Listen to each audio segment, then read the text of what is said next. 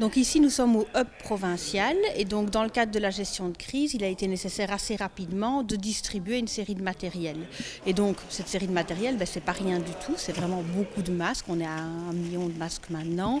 Et donc forcément, pour les distribuer, il faut faire des paquets, il faut les répartir, il faut les livrer. Et le hub a servi à entreposer tout le matériel à la fois qu'on a reçu du fédéral, de la région et des dons et qu'on fournit aux différentes institutions, aux différents professionnels. Il y a une infrastructure du même type dans chaque province, mais pas du tout organisée de la même manière. Ici, on a vraiment pu compter sur l'appui de la province de Namur pour fournir un lieu, pour fournir du personnel. Comme vous voyez, il y a des militaires, il y a des pompiers, moi je suis de la protection civile, il y a également des gens de la province, des gens du cabinet du gouverneur et des gens, des civils également de la zone de pompiers. Donc c'est un petit peu hétéroclite comme groupe, mais ça nous permet d'avoir un grand réseau de contacts et de faciliter justement les échanges avec les institutions. Donc en fait, on se dit que c'est facile de distribuer des colis, mais c'est beaucoup plus compliqué que ce qu'on ne croit, puisqu'on reçoit du matériel divers, à la fois de la région, du fédéral et des dons.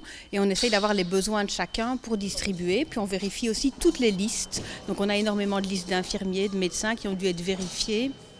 Donc les personnes que vous voyez là derrière travaillent aussi à cette vérification-là. Donc ce sont pour la plupart tous les bénéficiaires de l'AVIC, donc différents ASBL, des groupements d'infirmières, etc. Mais également toutes des professions qui ont été sélectionnées, comme les médecins généralistes, comme les kinés, les dentistes, par le fédéral. Le déconfinement ne va pas avoir un impact direct sur le travail qui a lieu ici, puisque finalement le matériel, on en a toujours besoin, encore pour plusieurs semaines. Il va y avoir l'arrivée des masques en tissu, par exemple, ça va aussi passer par les hubs provinciaux.